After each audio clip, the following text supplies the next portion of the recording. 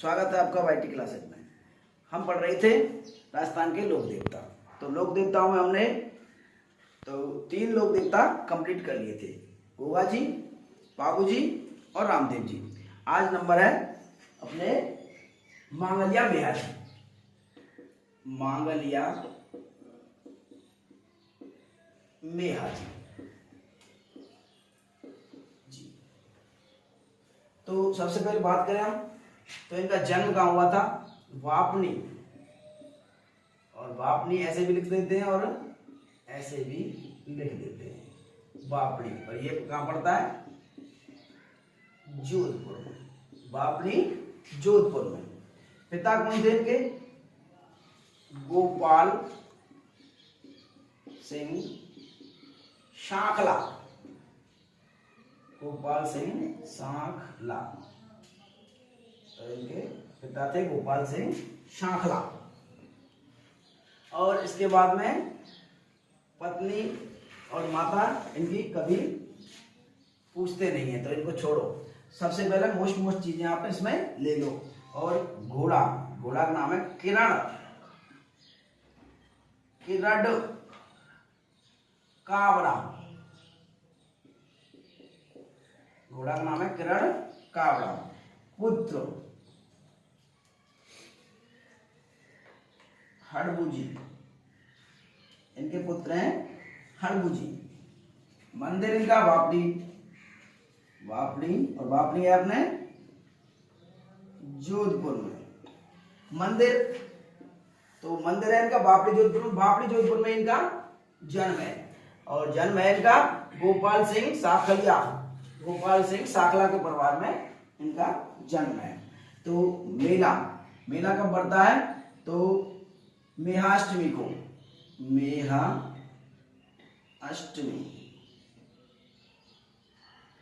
मेहाष्टमी को इनका मेला बढ़ता है। और इसके बाद में युद्ध कौन से हुआ था इनका? तो जैसलमेर के शासक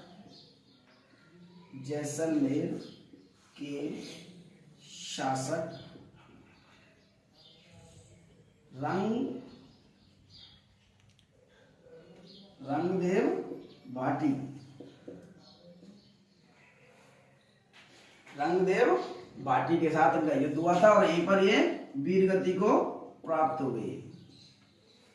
परिवार इनका सांखला परिवार था। सांखला परिवार। बस इतनी सी राम कहानी है भैया की। और मांगलिया मेहा जी किसके समकालीन थे ये पूछ लिया जाता है कभी कभार। तो रावचूड़ा किसके समकालीन थे? रावचूड़ा। स्टार लगा लो भाई। मांगलिया मेहा जी रावचूड़ा के समकालीन थे। एक बार इसको हम रिवाइज कर लेते हैं। देखो, मांगलिया मेहा जी जन्म वापड़ी जोधपुर में हुआ था। पिता गोपाल सिंह सांखला परिवार में हुआ था। तो गोपाल सिंह सांखला के पिता हो गए घोड़ा का नाम है किरण काबरा। यहाँ से प्रश्न पूछ लिया जाता है। इसके बाद में पुत्र है अपने इनके हड़बूजी इनके पुत्र हैं जो अगले पंचवीरों में भी शामिल हैं। इसके बाद मंदिर है वापड़ी जोधपुर में इनका मंदिर है। और मेला लगता है इनका मेहा अष्टमी को। और युद्ध किनके साथ हुआ था? जैसलमेर के शासक रंगदेव भाटी के साथ इनका युद्ध हुआ था और वहीं पर ये वीरगति को प्राप्त हो गए, अर्थात इनकी मृत्यु हो गई। परिवार देखते हैं। परिवार है इनका साखलिया परिवार। और इनके ये किनके समकालीन थे? तो समकालीन थे रावचूड़ा के समकालीन थे। मेहा जी के बारे में ये बहुत काफी तथ्य हो गए। इनसे बाहर कहीं क्वेश्चन जाने की संभावना है नहीं। तो तब तक आप इसका एक स्क्रीनशॉट ले लीजिए। हाँ, तो इसके बाद में 5वें लोक देवता लेते हैं हम हड़बूजी को। हड़बूजी का जन्म भुंडेल और भुंडेल है अपना नागौर में हुआ था। पिता अगली स्लाइड में ही पढ़ा है। पिता है मेहा जी का पूरा नाम मांगलिया मेहा जी। परिवार अगली स्लाइड में पढ़ा है सांखला परिवार। गुरु वालीनाथ। अब वालीनाथ रामदेव जी के भी शिष्य थे। ये दोनों रामदेव जी और ये हड़बू जी दोनों ही वालीनाथ के शिष्य थे। और जो ये मतलब हड़बू जी और रामदेव जी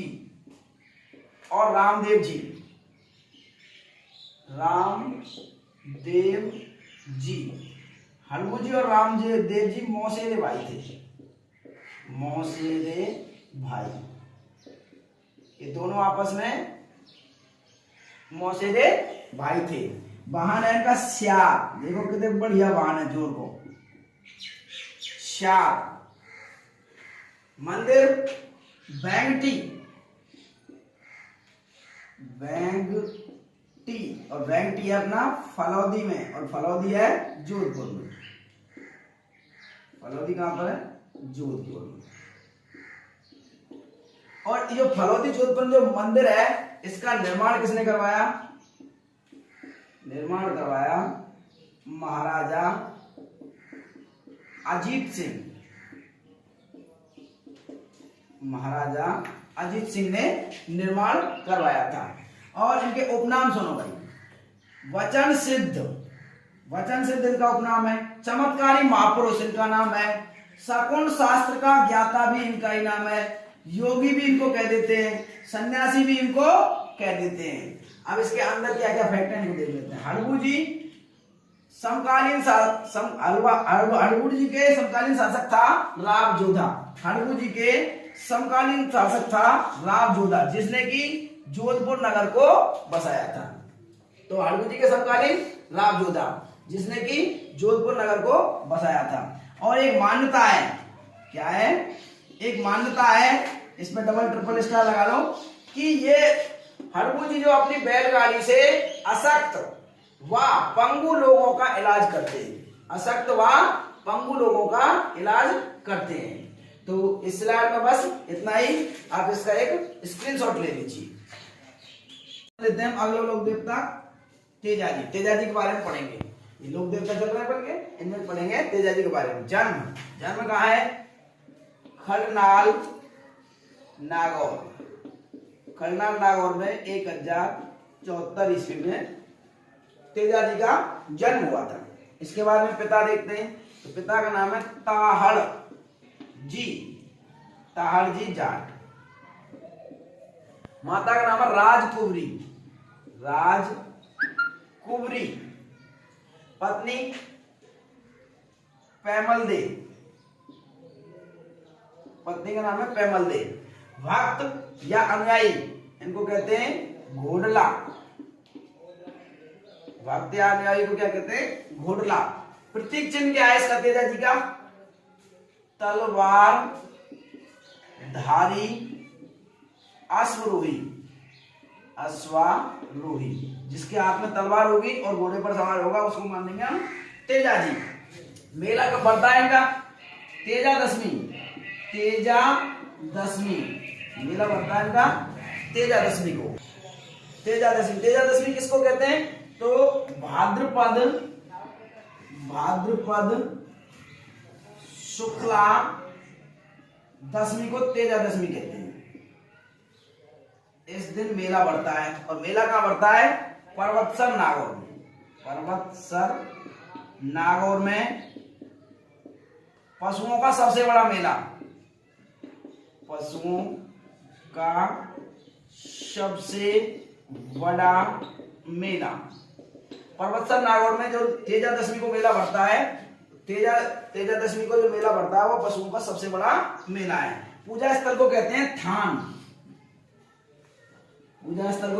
थान। और मंदिर पर्वतसर नागौर में ही है। पर्वतसर नागौर, वहां पर ही मेला बढ़ता है, वहां पर ही मंदिर है। घोड़ी को क्या बोलते थे? इनकी को घोड़ी को बोलते थे लीलड़ या श्रृंगारी। लीलड़ श्रृंगारी घोड़ी का नाम था लीलड़ श्रृंगारी। उपनाम थे कालावाला का देवता, धौलिया वीर, शापों का देवता, कृषि कार्यों का उपकारक। यहाँ से प्रश्न पूछा जाएगा ज्यादातर कृषि कार्यों का उपकारक, धौलिया वीर और कालावाला का देवता। ये तो फिर कम इंपॉर्टेंट है सांपों का देवता, और यहाँ से तीन में से क्वेश्चन पूछा जाता है। तेजा टेर क्या है? तो किसान जब हल चलाते समय तो गीत गाते हैं, मतलब इनके गीत गाते हैं, उसको तेजा टेर बोलते हैं। सबसे पहले हल चलाने से पहले गीत गाते हैं तेज आवाज में गीत गाते हैं, जिससे कोई सांप या कोई मतलब अन्य प्राणी भाग जाए। तो उस टेर को हम क्या बोलते हैं? तेजा टेर। हल चलाने से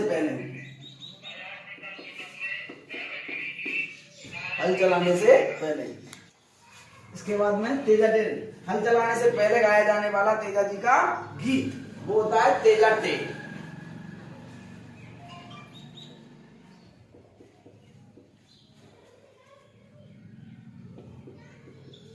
तेजा जी की जीवनी।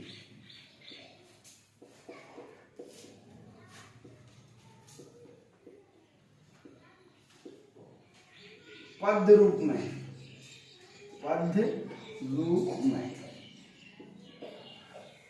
कर्मस्थली दुगारी बूंदी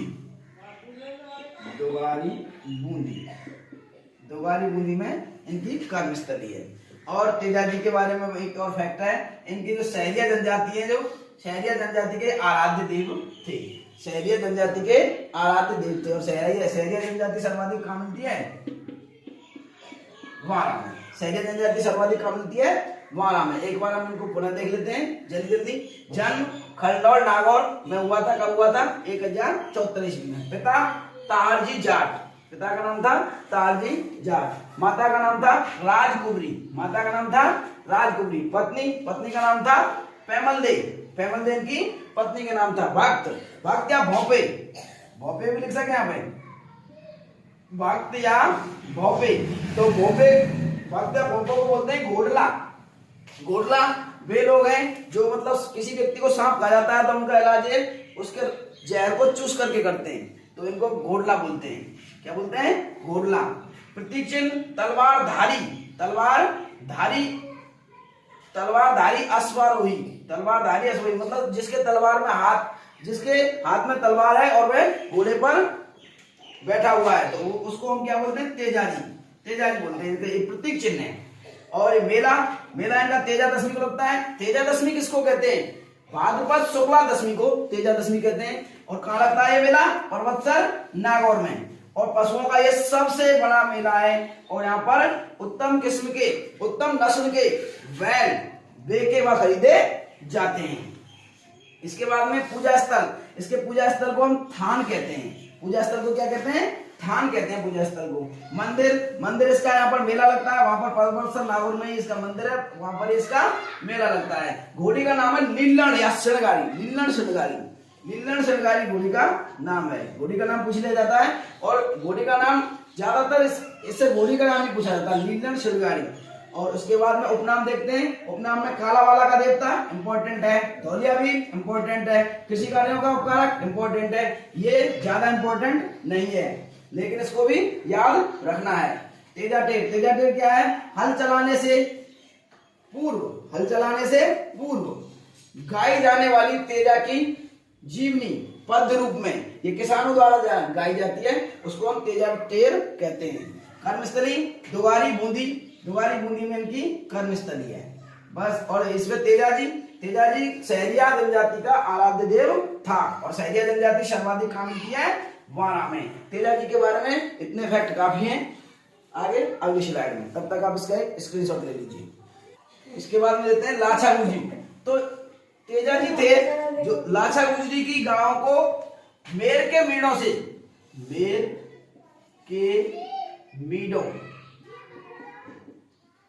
से छुड़ाने गए और वहां पर ही मतलब घायल हो गए, वहां पर ये बुरी तरह से घायल हो गए। लाछा गुजरी की गायें थी जो मेर के मीडों ने उनको चुरा लिया था। तब लाछा गुजरी ने तेजा जी से कहा कि मेरी गायें छुड़ा दीजिए। तो तब ये तेजा जी गए थे उनसे, मेर के मीडों से युद्ध किया था इन्होंने और वहां पर ये बुरी तरह से घायल हो गए थे। और तब ये मतलब कहां पर? सुरसरा। कहां पे? सुरसरा अजमेर में इनकी मृत्यु होती है। सुरसरा अजमेर में इनकी मृत्यु हो जाती है। बस इस स्लाइड में इतना ही, आगे अगली स्लाइड में, तब तक आप इसका स्क्रीनशॉट ले लीजिए। उसके बाद में देखते हैं देवनारायण जी। तो देवनारायण जी का जन्म अशीद भीलवाड़ा, अशीद भीलवाड़ा देवनारायण जी का जन्म हुआ था भीलवाड़ा में। उपनाम था उदयनाथ, बचपन का नाम था इनका उदयनाथ, उदयनाथ। तो हम इसके बारे में, पिता और माता थी इनकी शेडू खटाणी,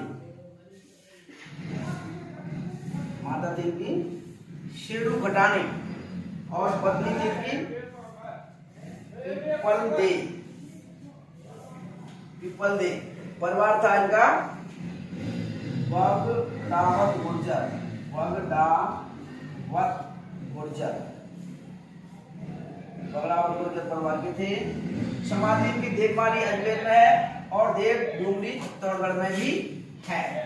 मेला भाद्रपद शुक्ल सप्तमी को इनका मेला लगता है, भाद्रपद शुक्ल सप्तमी में इनका मेला लगता है। और घोड़ी का नाम था लीलागर, घोड़ी का नाम था लीलागर। इनका उपनाम था विष्णु का अवतार, विष्णु का अवतार था इनका, इनको विष्णु का अवतार कहते थे। आयुर्वेद के ज्ञाता थे, राज्य क्रांति के जनक थे, ये बहुत इंपॉर्टेंट फैक्ट है, राज्य क्रांति के जनक थे। मंदिर है इनका अशीद भीलवाड़ा में ही है, अशीद भीलवाड़ा में मंदिर है इनका, अशीद भीलवाड़ा में। और फड़ इनकी फड़ है जो देवनारायण जी की फड़ है, जो सबसे बड़ी फड़ है, सबसे बड़ी, सबसे छोटी फड़ है, सबसे छोटी फड़ है, और सबसे पुरानी फड़ भी इनकी है, सबसे पुरानी फड़ भी इनकी है। इनकी फड़ पर डाक टिकट जारी कर दिया, क्योंकि सबसे छोटी है तो डाक टिकट पर आसानी से आ जाएगी। इनकी फड़ पर डाक टिकट जारी कर दिया। इनकी फड़ को गुर्जर भोपे बांटते हैं, इनकी फड़ का वाचन करते हैं गुर्जर भोपे, गुर्जर भोपे, इनकी फड़ का वाचन करते हैं गुर्जर भोपे। पिता थे इनके सवाई भोज इनके पिता थे। इसके बाद में अंदर के मैटर में बात कर लेते हैं। देवनारायण जी इन्होंने उज्जैन में क्षिप्रा नदी पर तपस्या की थी, वहीं से इन्होंने जड़ी बूटियों का ज्ञान प्राप्त किया था।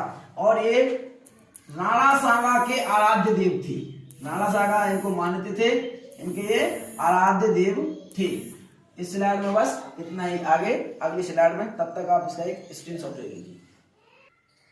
इसके बाद में लोक देवताओं से संबंधित कुछ अन्य महत्वपूर्ण तथ्य भी देख लेते हैं, कभी कभार यहाँ से कोई प्रश्न पूछा जा सकता है। ग्वालों के पालनहार व कष्ट निवारक देवता, ग्वाल मतलब ग्वारिया, ग्वारियों के तो वो है अपने देव बाबा,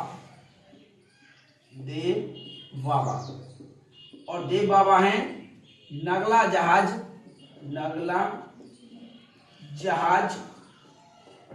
अपना भरतपुर में, नगला जहाज भरतपुर में देव बाबा। तो यहाँ पे मतलब जब ग्वालों को जिमाते हैं तो वो बोलते आते हैं पल्ली साइड से जेके में आते हैं, खाना खा के आते हैं, तब बोलते आते हैं देव बाबा की जय, पड़िया जय। ये वही वाला देवता है, ये वही वाला देवता है, ग्वालों के पालनहार व कष्ट निवारक देवता देव बाबा, नगला जहाज भरतपुर। ऐसा माना जाता है कि इन्होंने अपनी मृत बहन एलिदा का भात भरा था। तो इसके बाद में लेते हैं तिलवाड़ा बाड़मेर वाले कौन से देव देवता है? पहले प्रश्न तो ये बन जाता है, तो कौन से देवता है वो? मल्लीनाथ ने कौन सा पंथ चलाया? तो इन्होंने चलाया था कुंडा पंथ चलाया था। ये तिलवाड़ा बाड़मेर को मल्लीनाथ की वजह से ही जाना जाता है, तिलवाड़ा बाड़मेर को मल्लीनाथ की वजह से ही जाना जाता है। चार हाथ वाले देवता, कम ध्वज व शेषनाग के अवतार कौन है? कल्ला जी। और कल्लाजी 4 हाथ वाले देवता क्यों कहते हैं इनको? कि ये युद्ध में एक व्यक्ति के ऊपर बैठ के लड़े थे, तो 2 हाथ तो उसके हो गए नीचे वाले व्यक्ति के और 2 हाथ हो गए उसके कल्लाजी के, तो तब इनको 4 हाथ वाले देवता या कामध्वज या शेषनाग के अवतार भी कहते हैं। कल्लाजी की काले पत्थर की मूर्ति जहां केसर व अफीम चढ़ाई जाती है तो वो है शामलिया,